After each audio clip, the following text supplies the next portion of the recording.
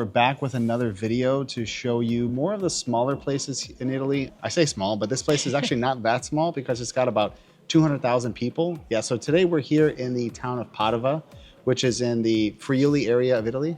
Veneto. So we're here in Padova, again, another town that's not that far away from Venice. If you happen to be in the area, definitely this might be a place you want to check out. New city, new adventures. You know what's first though? What's that? Coffee. Coffee, always a must here in Italy. First impressions of Padova so far, you will park on the outside of the city, or if you're taking the train, everything's like on the outside of the city and you will be walking a lot. So this is a super old city. It's actually one of the oldest ones also in Italy. I think it's like 3,000 years old.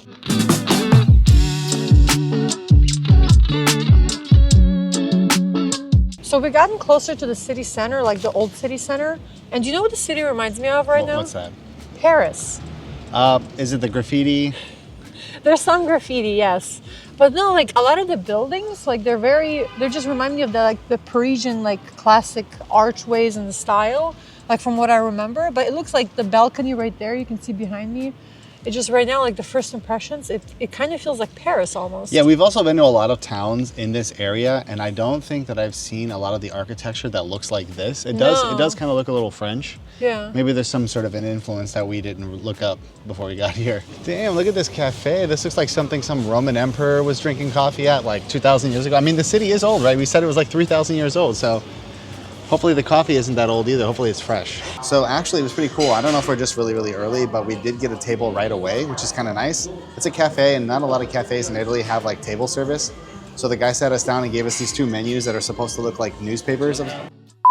So the service here is actually pretty good, I guess, because as I was talking, the guy kind of came by really quickly. We didn't expect that. Normally, they take a long time to come by. But yeah, so the menus look like a newspaper, I guess. And we actually just went with their specialty coffee, which is about €6. It's kind of expensive, but this place is from 1831, and the interior definitely reflects that. The cafe looks really, really old. It kind of looks like you're stepping back in time a couple hundred years, so it's pretty awesome. So it also appears that this is a cafe that had some big influence back in the day. A lot of the important businessmen and bankers and stuff like that used to come here. Kind of reminiscent of that cafe that we went to in Venice, Cafe Florian, which is in the center, or the St. Mark's Square. Now, I guess the difference between this one and that one is this one's a little bit younger than that one, but that one is a lot more expensive and a lot more touristy. So it's very difficult to get a table there. And when you do, you're going to be spending like €50 just for a couple of coffees and some pastries. So we just went with like the mushroom and prosciutto cotto sandwich. And then they love like these crustless sandwiches in Italy. I've actually never had one. Let's see if they're worth the hype. The bread almost like melts in your mouth, but it's like nothing special. But I would rate it like a solid 7 out of 10 for sandwiches I've had. not bad, not bad. Doesn't compare to the good paninis we had in Florence though. Ooh, with the porchetta. We also got our coffee here. He said not to put sugar in this coffee from what I understood. And when you look down on this coffee, it's got like cacao on top and something green, which I'm not sure if that's their specialty or what. We don't know much about this coffee. We just kind of go with the flow and explore the city. But let's give it a taste test.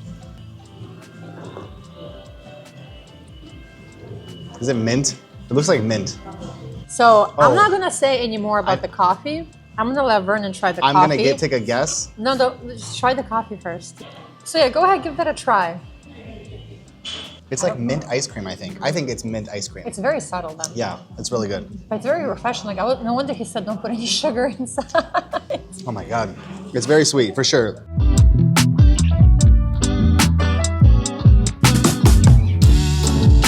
What did you think about that cafe? It was pretty cool. I mean, like I said earlier, you don't see a lot of cafes that are 150, almost 200 years old. Yeah. Even if it is going to be a little bit more But it wasn't money. too bad because it was €20 and we had like cookies, we had 2 sandwiches, we had chips, we had 2 of their like specialty coffees. And for €20, I mean, like it's more than an average cafe. And remember, you don't really pay a tip here in Italy. Yeah. So that adds to it. Just like a random palace, right? Inside of your 3,000-year-old city. Yeah. So on the bottom, we have little shops, which it looks like half of them are still closed because we're always early.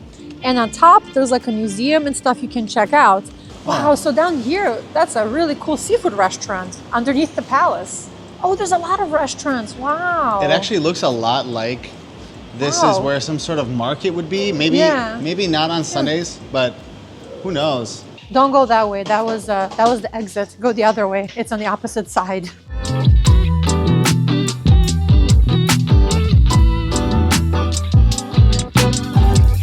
What do you think about this grand hall? I don't know, it looks like a giant ship, some kind of like It Noah's does look Ark like or a something. ship, yeah. Because the roof has that peak, there's a ton of windows. I want to know how they put the windows up there, because that's pretty impressive. Yeah, especially I think this was constructed 1218. So 12 back then, building this. I can't imagine the ladders were too sophisticated. I'm guessing if you fell, that was probably it. I don't think the camera quite captures how big this place is. It's huge. It just reminds me of those giant like gathering halls you see in video games. Skyrim. Everything we do in Italy reminds me of Skyrim. They need to like update that game. Look at the horse's nuts.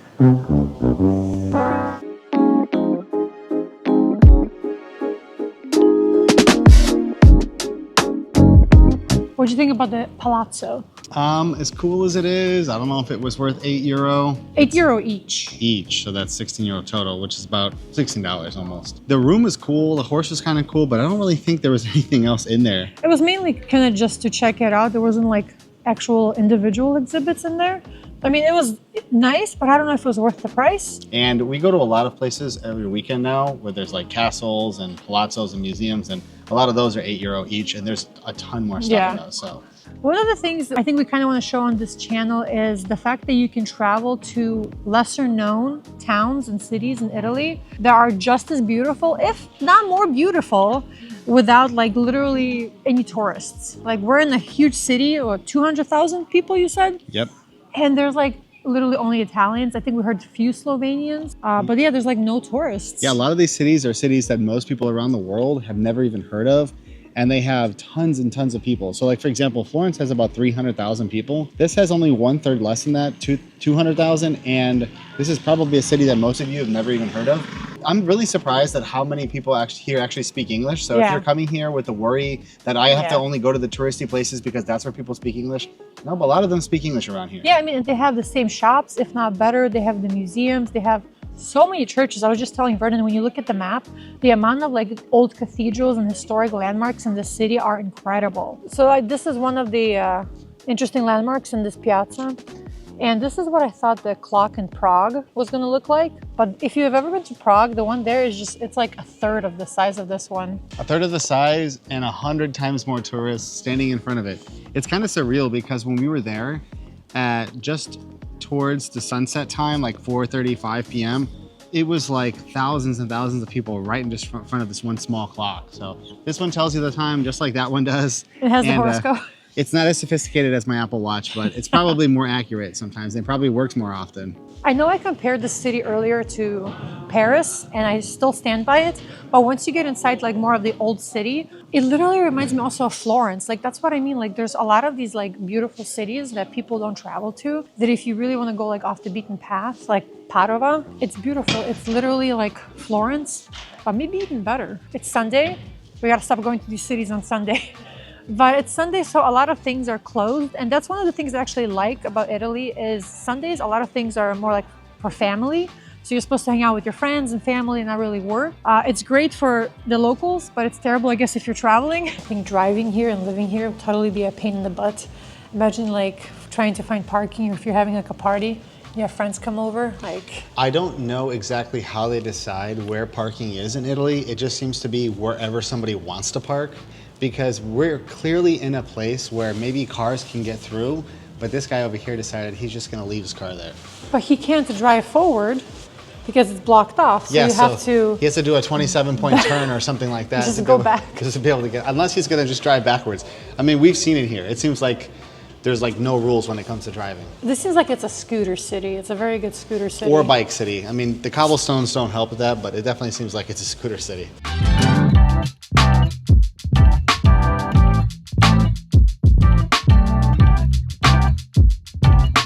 So whenever we go out to a place, like Vernon will pick something and I'll pick something. So I was picking the little snacks, the little cicchetti food, and Vernon was picking the wine. And he's like, oh, what kind of wine do you want? I'm like, surprise me. So you know how Vernon surprised me? He got me a French wine. That's how well I can read languages other than English, right? So I looked at it, I was like, oh, that doesn't sound, I didn't think that that sounded French. It just... Ooh, it's very different. It's very earthy and very acidic. I got this one, this orange one. Interesting color. Yeah, technically it's a white wine. At least that one's Italian. This one tastes like it could be beer. Really? Ooh, Yeah. let me try that. Wow, it smells so sweet. This was the most unusual wine I think I've ever had. Yeah, it looks like wine. I mean, It doesn't. It looks like beer. It looks like black. beer. Yeah, kind of actually. Let me try yours. Wow, that was Right? very clean and very soft. Yeah. I will say that we're probably gonna get downvotes from Italians for ordering French wine in Italy, but oh well. At least we're getting the Cicchetti. They're Italian. I want to try this like chicken nugget looking one. It does look like chicken nuggets. Like an onion ring and a chicken nugget had a baby. Oh. This definitely tasted like a high-end chicken nugget. It's actually pretty good, I'm not gonna lie. It's on this piece of bread, so it's kind of strange. It's like, I thought that the breading is the bread, but you got bread on bread. It's pretty good. It's really, really hot though, so we gotta be careful. You don't want to try the fish? So I think this is, he said, is the tuna one. I'm gonna separate them because I just want to try this. But like, this is one of my favorite foods, like the little tapas style, the baccarat, the cicchetti. So addictive. It's kind of cool because you know that Italy has really, really good food. Obviously, it's a known fact, but this lets you try a bunch of different things that they make instead of being stuck to just one pasta dish. You get to try like 6 or 7 different ones and still not be full. So you can go from bar to bar doing the same thing. And they're very cheap. Usually they're like €1 or 2 max. Yeah.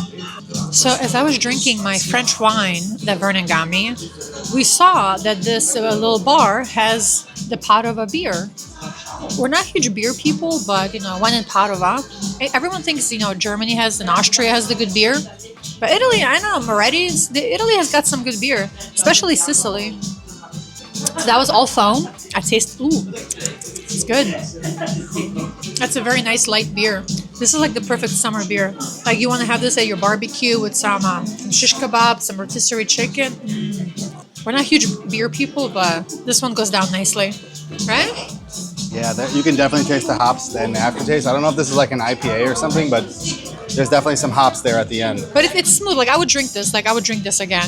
All right, I'm curious now. So how much would you guys pay for all of that? So we had 2 glasses of wine, 1 beer, and 5 of the little cicchetti, which are like the tapas or the hors d'oeuvres. So all of that was just over 20 euros, which is about $20 here. And I think that's probably worth it because in Venice, if you're gonna try to get something like that, it's probably gonna be a lot more than that.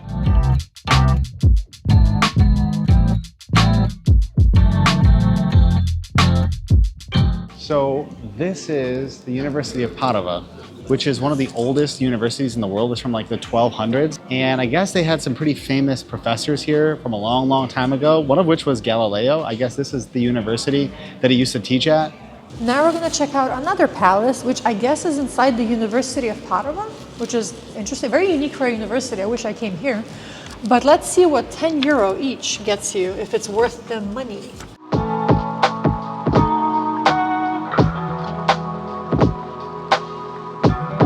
So you can say this was a very good university because some of their students, like Copernicus and Galileo, went on to be quite successful.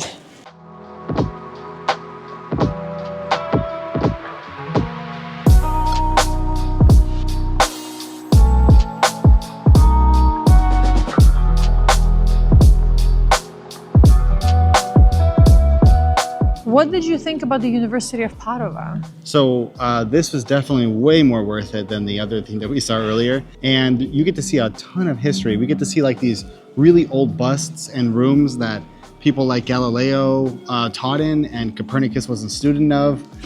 This is one of the really cool hallmarks of this city, I think. This definitely is a unique place to check out. The fact that they literally have a piece of Galileo's spine, which I had no idea was here. So we actually had to look it up thanks to ChatGPT, what it said in Latin. So nearly every city in Italy or Europe in general has these big squares in the middle of them. This is a lot of times where people get together, gather, they have shops and little markets and things like that. And this actually is the biggest one in all of Italy and one of the biggest in Europe. So if you're looking to stretch your legs after walking through those narrow little streets and you want to get some exercise, check out these squares because they always have a lot of really cool stuff. This one in particular has a lot of statues of famous people all around it. I noticed one of the things we seem to have luck with is whenever we're coming to these like cities, there is literally always a market.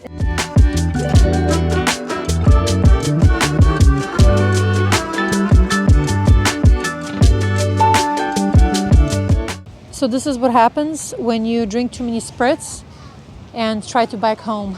I think there's also a scooter in there. Oh, there's a few bikes, wow. So one of the other things that I really wanted to mention is that Padova actually has the oldest botanic gardens in the world. I believe it's from like the 1500s, early 1500s. But unfortunately, when we got here, it's closed. It's winter time, so I don't know if they're renovating it or if it's just normally closed during the winter. But that's just something we wanted to note. And if we ever come back here in better weather, we're definitely going to show you guys that. A few moments later. So you know how I mentioned earlier that Padova has a lot of cathedrals, a lot of churches to check out? Well, we were looking for a particular one and we thought we were heading the right way because it looked like that church from far away. But when we got there, it turns out it's a whole other church. So now we have to walk 10 minutes the other direction for the actual church we want to see. So earlier we told you how cool that square is, being one of the largest in Europe. But now we have to walk to the other side of it, which is not so cool.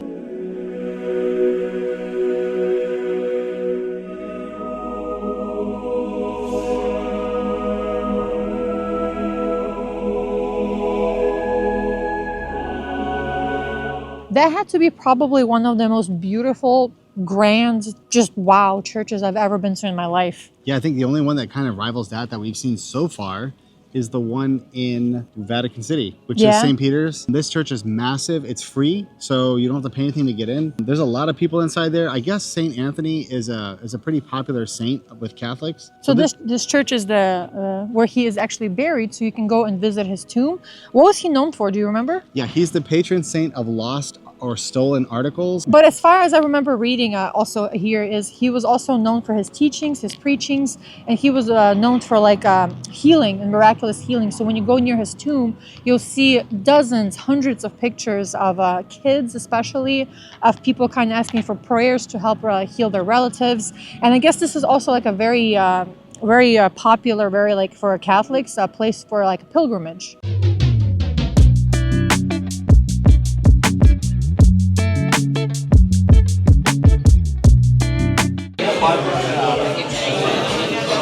So I think we found the most adventurous restaurant yet. They have things such as pork cheeks with red wine and grappa. They have donkey suppressa, which is like donkey sausage.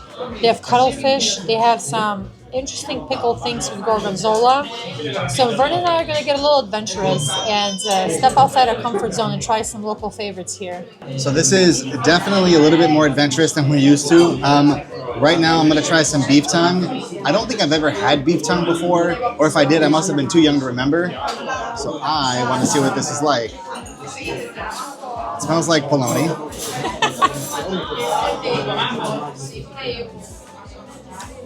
First impressions.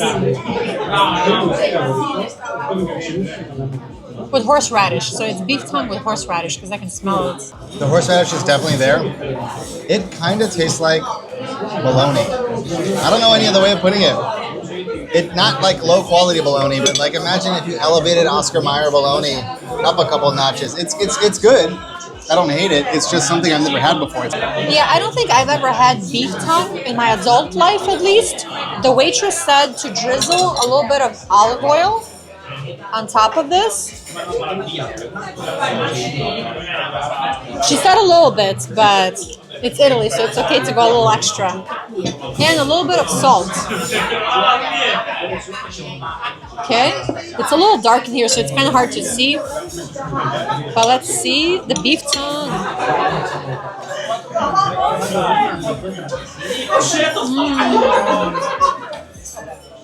I see what you mean, how it tastes like bologna, but it tastes like very fancy mortadella. That's another one. I didn't think about that at the time. Comparing it to something more like if you never had bologna. But yeah, it's very delicate, very sweet. It just like melts in your mouth. But with olive oil, I see what she means. It's very nice. It's not gamey or chewy at all. 10 out of 10. I should also point out that the wine that we got this time is definitely Italian. We didn't get any French wines. So this looks like they put everything in the kitchen on one plate. This is the chicken leg with polenta, some kind of a grappa, pork belly. You can see that inside of there. And it looks amazing. It looks like it's so tender right now. So I'm going to go ahead and try that. Looks extremely hot. I feel the heat off of mine. I don't think that was pork belly. I think those were carrots. But no, it's really good. This is the pork belly. Oh my gosh. Yeah, there's a lot going on in your plate. Ooh. It looks very hearty.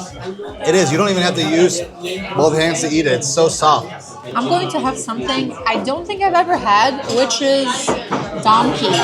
So this is donkey stew with polenta. I'm going to get a nice big chunk of donkey. I feel bad eating this because they're so cute, but I'm also very curious what donkey tastes like. It is a very hearty meat. It feels almost like dark meat, like duck breast. You know, if you compare duck breast to chicken breast, it has kind of that gamier taste. It's definitely tougher than beef. I don't know if a lot of people had horse. It's definitely similar to horse. We had that in a Mongolian restaurant, but it's definitely more like, it's not as tender as beef. So I imagine this was probably cooked for even longer than you would cook traditional beef stew. It's very good. It's very, they put a lot of herbs into this. There's a lot of onions, some type of sauce, but this is delicious. It's definitely very unique. That was the heartiest meal I think I've had this year. It's actually kind of dangerous in a way because the food was very heavy. We had some red wine.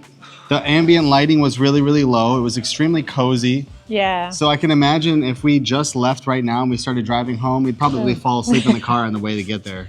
But another thing I was telling Vernon, I think we want to kind of show, because a lot of people have the stereotype that all Italians eat is pizza and pasta. And I think we have yet to eat pizza on this channel. I think we had pasta because there's so much good pasta. But yeah, like there's a lot of different foods in these 20 regions that we will show you. So definitely stay tuned for that. And not to be a stereotype, but we probably are saving the pizza for Naples. Ooh, yes.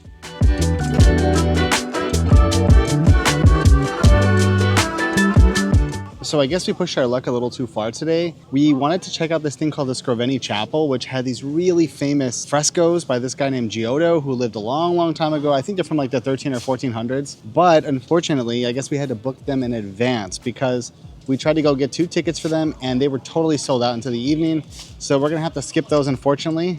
I think that's going to be it for us for today and for Padua. I am exhausted and I'm pretty sure I sprained my ankle. I always say wear comfortable shoes and I did, but the little cobble streets, I think they got my left foot because I'm going to be limping home right now. But hopefully you enjoyed today's little adventure and we're so happy to share with you another piece of Italy that a lot of people don't get to see. All right, so that's it for us today. See you next time. Ciao. Ciao.